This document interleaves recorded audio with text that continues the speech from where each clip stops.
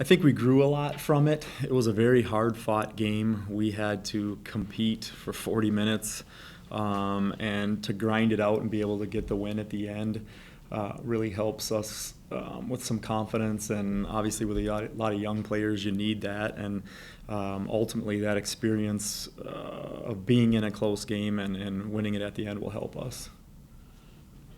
How does somebody like Miley Jones help in the backcourt? And just talking with her recently, her personality, and how does that transcend to the team? Miley has done a great job for us, especially as a freshman, playing a lot of minutes starting. She's got a very great attitude. She's in for the team first and foremost. She stays very calm out there, no matter whether things are going well or not so well.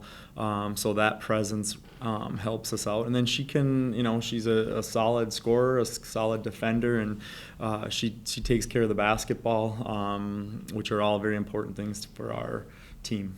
Coach, you're next to her against so-called rivals. So does and a two-part question, playing Akron tomorrow, Kent on Saturday, and the success of the football team kind of, can you sense some excitement? There's definite excitement in the air around YSU. I mean, for the football team to perform how they have, especially down the stretch, is just so exciting. For Coach Pelini and Ron Strollo, and for the whole campus community and Youngstown community. It's it's been 10 years since we've been in the playoffs, and now we're to the third round hosting. Hopefully it's an unbelievably great crowd, and we can cheer them on to victory and to the semifinals. There would be nothing better than that. But along with that, playing in Akron at home, who's a very close team in proximity, and we do a lot of recruiting against them. That's a big game for us, and then the same with Kent. I mean, it's kind of a rivalry week for us, but also a big week for YSU athletics in general. Coach, kind of going into that Akron game, I mean, last year didn't really go as planned.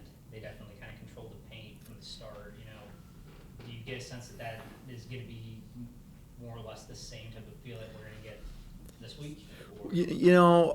We had some extenuating circumstances last year, and you're right. I mean, I don't think we were ready. I don't think we came out as prepared as we should have been, and ultimately that's my responsibility. I'm doing everything I can to make sure we're ready for the game tomorrow.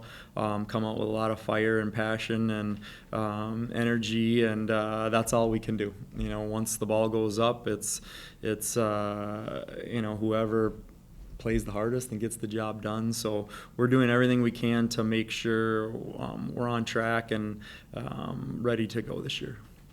Playing your second Ohio team on your schedule, 8 games. Oh, yeah, I know. It's been kind of a whirlwind in terms of travel, but we're pretty much close to home for the whole month of December, and I think the players needed to get back in the routine of class and sleeping in their own beds and being able to get good rest and get into that routine. And I think it showed against St. Francis just how much more energy we had in that game than the game before, and hopefully we can just keep continuing that. What is Akron doing well right now? Akron does a great job of scoring the basketball. Plybon is their leading scorer. She's a heck of a guard. She can really shoot it and take it off the dribble. She's very well-rounded. They like to push the ball and get early offense, and Jody does a great job there. And I mean, it's going to be a challenge. I mean, they have Sevchek, the local player. She's bounced back from her ACL injury very well. She's a heck of a player. Both of those players shoot the ball well over 40% from three. So they're a good all-around team. They have a post player that's very strong and physical, and some other guards that are great role players and can hurt you if you're not focused on them. So And then on defense, they switch it up. They play some man, they play some zone. They kind of keep you on your toes that way. So it's going to be a good challenge, no question. I mean, for a young team to step up and play a veteran coach who's been, I don't know how many years she's been there, 11 years. So she's obviously, got the program where she wants it, and we're going to have to step up and play really well to win the game. Is this starting lineup, or are you still working around things with your starting lineup? Do you have a set starting five? I think we're still a work in progress. With Natalie Myers, she strained her calf, so she played very limited one game and then didn't even play another game, and because I think she's a big part of what we're trying to do this year. And then Kelly Wright had sprained her ankle, and so she was at 50% for a while.